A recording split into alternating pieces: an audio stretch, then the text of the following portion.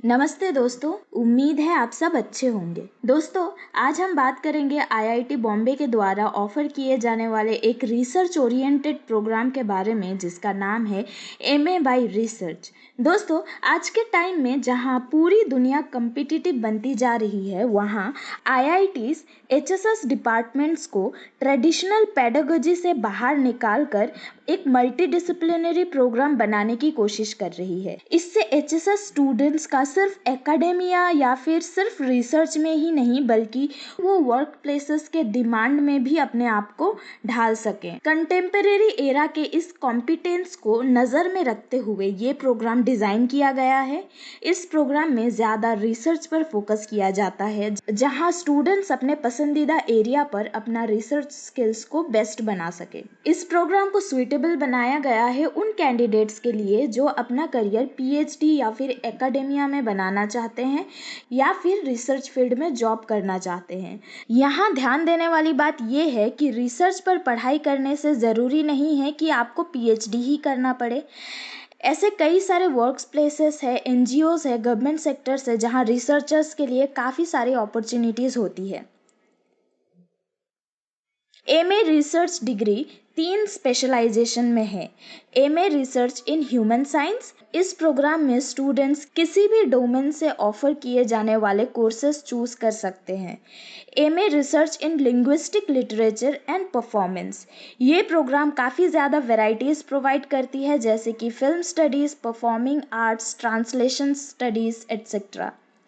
MA research इन sociology, इसमें anthropology और sociology पे फोकस किया जाता है।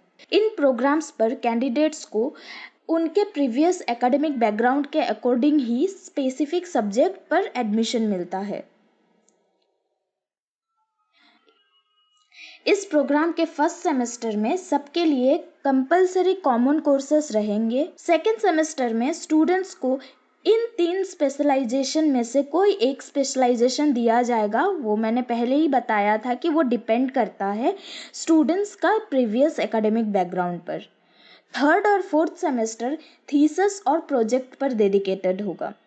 इसमें ध्यान देने वाली बात यह है कि इस प्रोग्राम को विद थीसिस या फिर विदाउट थीसिस भी किया जाता है। थीसिस के लिए ऑप्शन दिया जाता है उन कैंडिडेट्स को जिन्होंने पहले ही मास्टर्स किया है, और जिन स्टूडेंट्स के पास सिर्फ बैचलर्स डिग्री है उनको थीसिस के लिए ऑप्शन नहीं है, यानी कि उनको प्रोजेक्ट्स करना होगा। लिंग्विस्टिक लिटरेचर एंड परफॉर्मेंस और सोशियोलॉजी स्पेशलाइजेशन में सेकेंड ईयर में कुछ स्पेसिफिक कोर्सेज चूज करना होता है, जबकि ह्यूमन साइंस में ऐसी कोई स्पेसिफिक कोर्सेज नहीं है, यानी कि वो अपने प्रेफरेंस और एप्टीट्यूड के हिसाब से कोर्सेज चूज कर सकते हैं। इस प्रोग्राम में एडमिशन के लिए कैंडिडेट्स किसी भी फील्ड में ग्रेजुएट या फिर पोस्ट ग्रेजुएट होना चाहिए। कैंडिडेट्स का मिनिमम मार्क्स 60% होना चाहिए general, EWS, OBC, NC category candidates के लिए, और एससी, एसटी, पीडब्ल्यूडी कैंडिडेट्स के लिए मिनिमम 55% मार्क्स होना चाहिए। इसके अलावा कैंडिडेट्स का वैलिड गेट स्कोर होना चाहिए किसी भी गेट XH पेपर में। XH यानी कि humanities and social science paper में। XH पेपर के अलावा और किसी भी सब्जेक्ट्स का गेट स्कोर वैलिड नहीं होगा।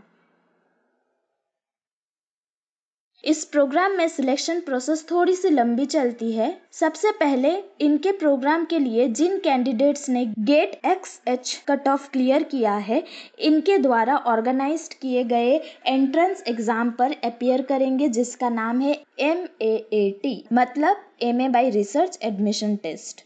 फिर जो कैंडिडेट्स MAAT क्लियर करेंगे उनका गेट स्कोर और MAAT स्कोर के बेसिस पर शॉर्टलिस्ट किया जाएगा इंटरव्यू के लिए। फाइनल सिलेक्शन इंटरव्यू के स्कोर, गेट के स्कोर और MAAT के स्कोर के बेसिस पर ही होता है।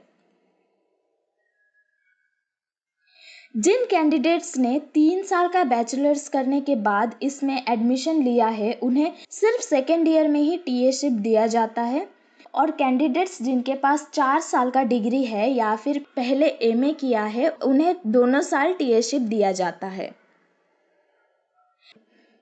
इस प्रोग्राम को डिज़ाइन किया गया है उन स्टूडेंट्स के लिए जो अपना करियर पीएचडी या फिर रिसर्च में बनाना चाहते हैं, लेकिन इसका मतलब ये नहीं है कि उनके पास जॉब का ऑप्शन नहीं रहेगा, बल्कि आजकल ऐसे बहुत सारे ऑर्गेनाइजेशंस है, प्राइवेट या गवर्नमेंट सेक्टर्स, जहां रिसर्चर्स की ज़रूरत होती है, जैसे थिंक टैंक, रिसर्च इंस्टीट्यूट्स, कुछ एनजीओज, और इसके अलावा भी काफ़ी सारे फेमस ऑनलाइन प्लेटफॉर्म्स है जहां रिसर्चर्स का डिमांड है। फॉर एग्जांपल कुछ फेमस यूट्यूब चैनल्स है जहां रिसर्चर्स का डिमांड है, जिन्हें हाई पैकेज पर रखा जाता है। प्लेसमेंट्स की बात करें तो इस प्रोग्राम का प्लेसमेंट स्टैटिस्टिक्स अवेलेबल नहीं है, क्योंकि ये प्रोग्राम नया है और इसका पहला बैच 2024 में पास आउट होने वाला है, तो प्लेसमेंट के बारे में अभी कुछ कह नहीं सकते। उम्मीद है ये वीडियो आपको इन्फॉर्मेटिव लगा होगा। जल्दी मिलेंगे नेक्स्ट वीडियो में, तब तक अपना ख्याल रखिए और हमें सुनने के लिए शुक्रिया।